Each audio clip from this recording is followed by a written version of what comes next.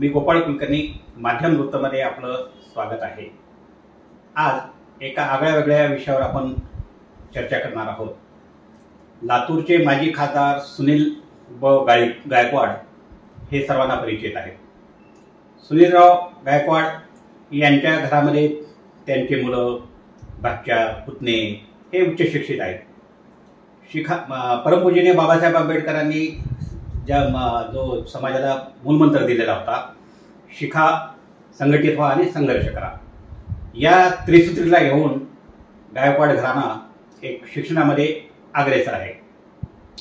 सुनील गायकवाड यांची पुतणी तथा त्यांचे बंधू विजयकुमार गायकवाड यांची सुपुत्री म्हणजे कन्या हिने सातासमुद्रापलीकडे जाऊन झेंडा हलवलेला आहे। शिक्षणामध्ये ती सध्या अमेरिकेमध्ये आहे।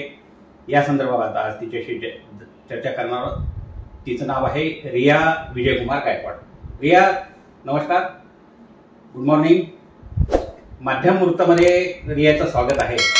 रिया बेटा, आमच्या प्रेक्षकासाठी तू सविस्तराने असं सांग की तुझं शिक्षण बालपणीचं कुठं झालं, शालेय शिक्षण, आणि आता सध्या तू काय करतेस?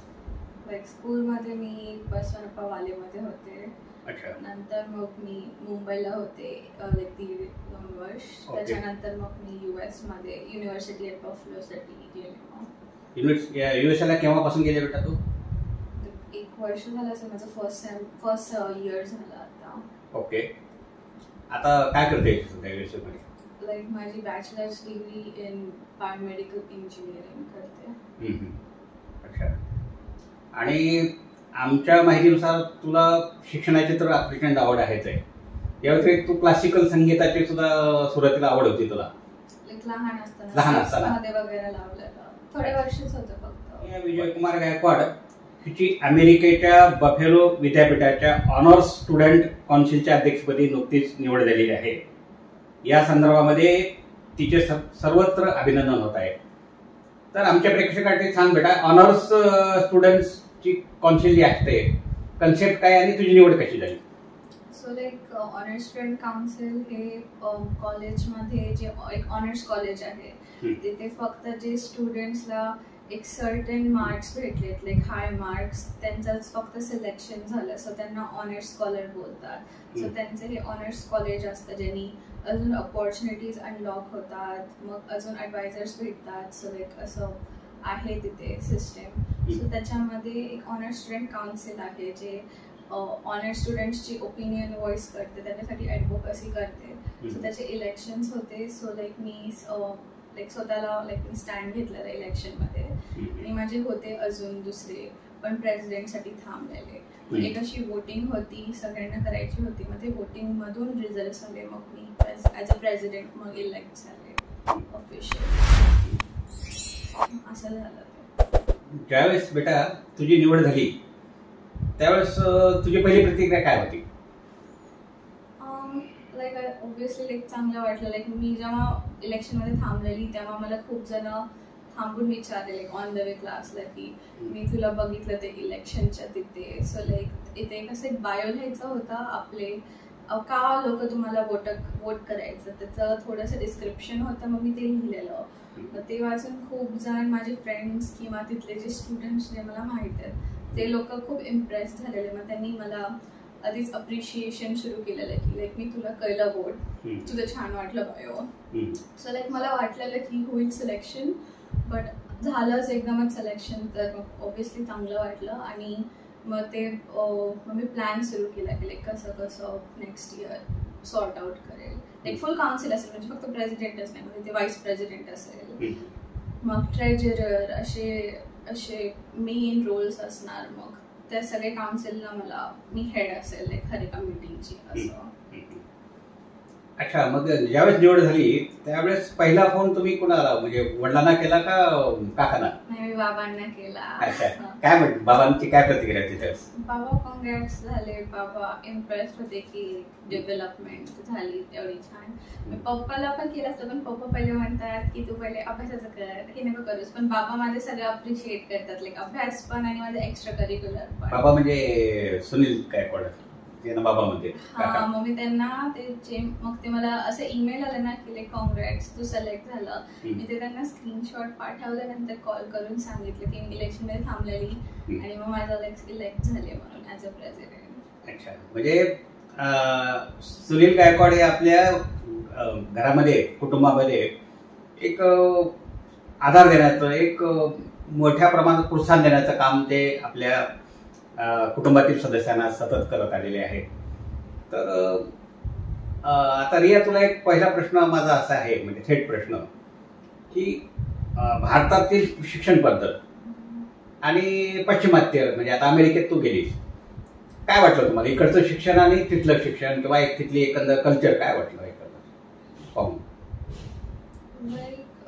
तिथलं तर आता थोडंसं डिफरंटच असेल, पण मी आता हायर स्टडीसाठी झाले म्हणून मी हायस्कूलचं रिमार्क नाही देऊ शकत. बट लाईक टोटली डिपेंड करतं की कोणत्या दिशेमध्ये जायचं. लाईक मला पर्सनली लाईक आता मी इंडियाचे सिटीजन आहे, असं लाईक इंडियाला कधी पण एक्सप्लोअर करू शकते ना. मग मला लाईक अजून एक्सप्लोअर करायचं होते की अजून तिथे गेल्यावर कसं असेल, तिथलं सगळं कसं असेल, म्हणून मग मी अप्लाय केलं माझी क्युरिओसिटीसाठी. लाईक सो फार तिथले टीचर्स आहेत, चांगले आहेत, खूप सपोर्टिव्ह आहेत, मला हेल्प करतात. लाईक असं खूप सपोर्टिव्ह आहे टीचर्स, म्हणजे सगळं स्ट्रक्चर असं चांगलं आहे तिथलं. म्हणून एक्सपिरियन्स तर चांगलं होतं सो फार. आता हे शिक्षण पदवी घेतल्यानंतर पुढचं स्वप्न काय राहणार आहे, तुम्ही काय करायचं ठरवलं? आताच फर्स्ट इयर झालं, सो मग अजून आहे टाइम माझ्याकडे एक्सप्लोअर करण्यासाठी, म्हणून आताच लगेच सांगता नाही येणार की अजून 3 वर्षांनी मी कुठे जाईल एक्झॅक्टली. सो माझ्याकडे 3 वर्ष आहे ते फिगर करण्यासाठी. मग मी एक्सप्लोअर करेल अजून फील्ड्स, मग बघेल जिथे आहे, मग डिसाईड करेल. Like to soon to tell आहे आता. येस, म्हणजे फक्त आता हे येणारे जे 2-3 वर्ष आहेत फक्त केवळ शिक्षणावर तू लक्ष केंद्रित करून डिग्री संपादन करायचं तुझं स्वप्न आहे. पण एक छंद असतो माणसाला, एक स्वप्न असतं की आपण आयुष्यामध्ये राजकीय क्षेत्रात उतरावं किंवा संगीत क्षेत्रात काम करायचं आहे किंवा शैक्षणिक क्षेत्रामध्ये आपल्याला हे करायचं आहे किंवा एखादा उद्योग आपल्याला करायचा आहे. तर हे काही असं ठरवलंय का तू सध्या की पुढे आपल्याला व्हायचंय? लाईक मी इंजिनिअरिंगच कॉन्स्टंट ठेवेल, जे पण करेल मी सायन्स फील्डमध्येच करेल. अच्छा. सिनेटवरती ज्यावेळेस निवड झाली तर ती प्रक्रिया कशी होती, ती प्रोसेस काय होती? सो लाईक स्टुडंट असोसिएशन मध्ये असे चेअरपर्सनला सेनेट मेंबर बोलतात. सो लाईक त्यांच्यामध्ये बजेटिंग असतं, असे 12 सेनेट मेंबर असतात टोटल. आणखी मग त्यांच्याकडे बजेटिंग असतं, मग असे रिस्पॉन्सिबिलिटीज असतात खूप सारे. मग त्याचं पण इलेक्शन होतं. मग त्याच्यासाठी पहिले म्हणजे ॲज अ नॉमिनी होण्यासाठी काहीतरी 50 सिग्नेचर्स पाहिजे होते स्टुडंट्सचे, लाईक पिटिशन. मग ते मी केलं. मग मी किती 75 आणले असेल इन केस, असं 75 सिग्नेचर्स घेतले मी. मग ते सबमिट केलं. मग कॅन्डिडेसी माझी सक्सेसफुल झाली. मग परत त्याचे इलेक्शन्स होते. मग लोकांच्या वोटमुळेच मग ते पण करता आलं. लाईक अशी पार्टी करायचं सिस्टम होतं, म्हणजे लाईक जर तुम्हाला पार्टी फॉर्म करायचं दुसऱ्या स्टुडंट सोबत तर तुम्ही करू शकता. तर लाईक माझे 2-3 जे असे ओळखीचे लोक होते ते पण तिथे होते. सो आम्ही प्लॅन केले की जर आपण पार्टीनी केलं तर आपल्याला अजून वोट्स भेटायची पॉसिबिलिटी आहे. आणि मग सगळे पार्टीचे निवडून आले. मग ते मला फायदा झाला ना, म्हणजे मीटिंग्समध्ये मग ते माझ्याच पार्टीचे होते. मग आम्ही एक दुसऱ्यांना सपोर्ट करत होतो कोणत्याच्या डिसिजन्सला वगैरे. तर मग असा एक चांगला एक्सपिरियन्स झाला 1 वर्ष सेनेटचा. सो लाईक आता नेक्स्ट इयर मी नसणार, माझी सेनेट होणार, कारण लाईक हर वर्षी इलेक्शन असतात. बट लाईक 1 वर्षाचा छान होता म्हणजे एक्सपिरियन्स. लाईक लिडरशिप रोल होता बेसिकली, तर चांगलं होतं. अच्छा. आता येणारी जी पिढी आहे किंवा सध्या शिक्षण घेत असणारी तुझ्या वयाची मुली आहेत, ते फारसं कष्ट करायला तयार नाहीत, अभ्यास करायला तयार नाहीत. तर या विद्यार्थ्यांनी कशा पद्धतीने कल्चर आपला घडवायला पाहिजे, करिअर घडवायला पाहिजे, या संदर्भामध्ये तू त्यांना काय सांगणार आहे हे पहिल्या मराठीमध्ये आणि त्यानंतर इंग्रजीमध्ये तू त्यांना आव्हान काय? सगळ्यात पहिलं सेल्फ मोटिवेशन महत्त्वाचं आहे. लाईक म्हणजे मम्मी पप्पा सांगितलं किंवा ह्यांनी सांगितलं तुम्हाला असं करा म्हणून जर ते करायला गेलं तर ते सक्सेसफुलच होत नाही. लाईक स्वतःचं विल पॉवर पाहिजे ते करण्यासाठी, मगच सक्सेसफुल आहे. मग आपल्याला पहिले फिगर आउट करावं लागेल की कोणत्या करिअर पाथमध्ये जायचं आहे. मग ते डिसाईड करून मग त्याचा प्लॅन अकॉर्डिंगली करायला पाहिजे. असं म्हणजे डिस्ट्रॅक्शन्स तर आता असणारच कॉलेज वगैरेमध्ये, तर त्याच्याशी थोडं लांब राहायचं आणि आपलं जे फोकस आहे ते करायचं. लाईक सगळं वेल पॉवरवरती जर तुम्ही तुम्हाला कर म्हणून तुम्ही करत आहे तर तुम्ही कधी सक्सेसफुल नाही होणार. स्वतःचं ते पाहिजे सेल्फ अवेअरनेस, मग ते महत्त्वाचं आहे मी सांगेल. ते बघा इंग्लिशमध्ये सांगितलं. So like the first thing is your willpower. If you don't have enough motivation to do something, you will never be successful. First of all, you have to figure out what you want to do with your life and then take steps towards it. So personally for me, nobody told me to go to the US or anything. It was me, all me in 6th standard. I put posters in my room like saying I would go to the US, blah blah blah. And that's what I did. So I thought it was 100% me that I had the motivation to do it, and luckily my family members supported me for it, so that's why I was able to do it and pull it off. So that's really it, I would say. Thank you. Riya, तू एकंदर आम्ही अभ्यास केलेला आहे तुझ्या एकंदर व्यक्तिमत्वावर. तू प्रचंड मेहनती आहेस, प्रचंड अभ्यासू आहेस आणि एक नवीन काहीतरी आपण शिकून घ्यावं असं तुझ्यामध्ये जिद्द नेहमी आहे लहानपणापासून. तर तू अमेरिकेमध्ये गेल्यानंतर आता सध्या जरी सराव करत असेल तू, तरी पुढे ठरवलं आहेस का किंवा येतं का तुला की तिथली भाषा म्हणजे आपल्याकडची भाषा तिथं नाही चालत, म्हणजे इंग्रजी नाही, अमेरिकेची भाषा कोणती बोलली जाते ती तू शिकून घेतलीस का? तुला येतं का तुला? मला इंग्लिशच आहे. पूर्ण इंग्लिश बोलतात?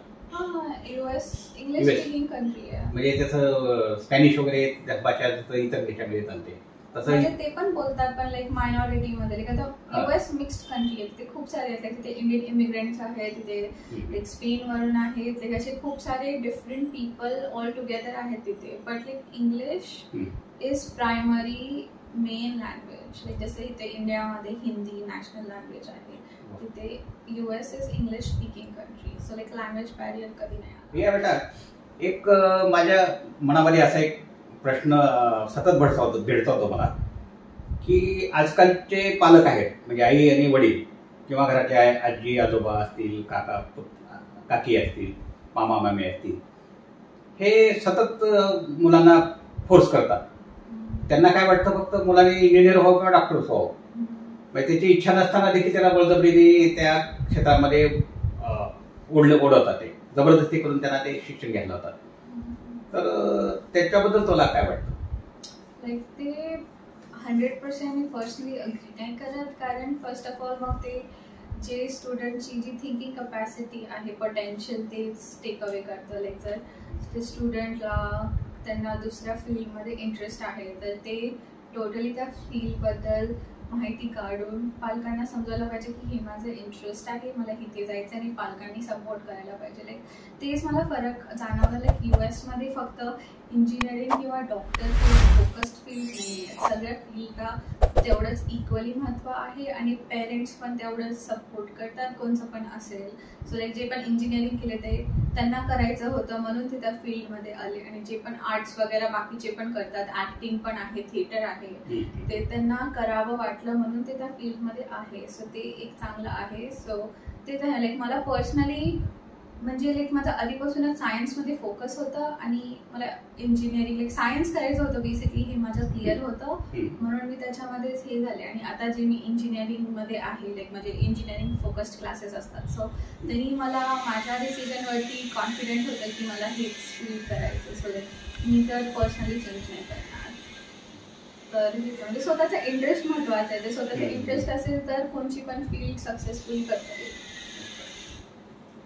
तर रिया, आता हे एवढ्या तू अमेरिकेपर्यंत जाऊन सगळ्या वेगळ्या पद्धतीने शिक्षण घेते, तर याचं श्रेय कोणाला देशील तू? म्हणजे आपल्या आई वडिलांना देशील का, काकाला देशील का, तुला जे कोणारे शिक्षक आहेत त्याचं श्रेय कोणाला जातं तुला इथपर्यंत पाठवण्यापर्यंत? म्हणजे हा श्रेय 1% तर बिलकुल नाही जात. म्हणजे होतं माझ्याकडे वेल पॉवर्टी करायची, बट जर मला माझा फॅमिली सपोर्ट भेटला नसता तर ते मोस्टली झालं नसतं. लाईक सो लाईक असं 3 पिलर्स मी जे माझे म्हणते, लाईक माझे लाईक मोठी काका माझे मोठे पप्पा, देन बाबा, आणखी मग पप्पा. सो लाईक हे 3 पिलर्समुळे मला करता आलं. मी म्हणते मी जेव्हा ते विजाचा टाइम होता ना तेव्हा विजाचं खूप हार्ड आहे, कॉम्प्लिकेटेड प्रोसेस आहे. मग मी टेन्शन घेऊन बसलेली की माझं होणार का नाही विजा असेल.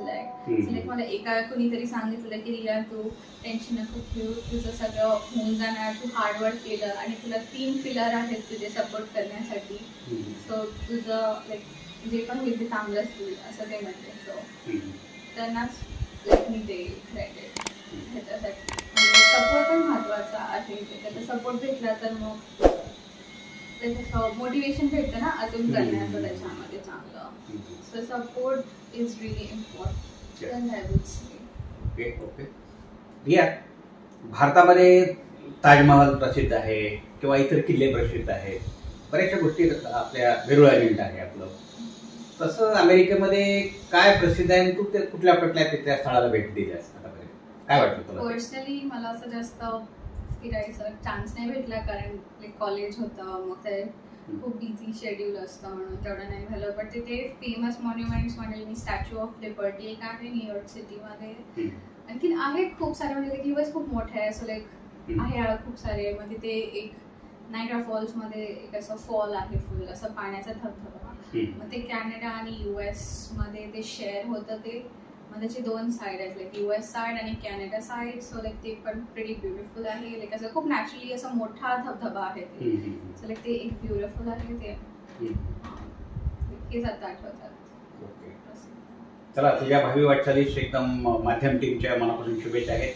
रियाने वेळात वेळ काढून माध्यम टीमला आपले विचार शेअर केले त्याबद्दल मी माध्यम टीमच्या वतीने रियाचे आभार मानतो. धन्यवाद बेटा. मित्रांनो, हा व्हिडिओ तुम्हाला आवडल्यास माध्यम वृत्त या YouTube चॅनलला लाईक, शेअर आणि सबस्क्राईब करा. धन्यवाद. मी गोपाळ कुलकर्णी, माध्यम वृत्त.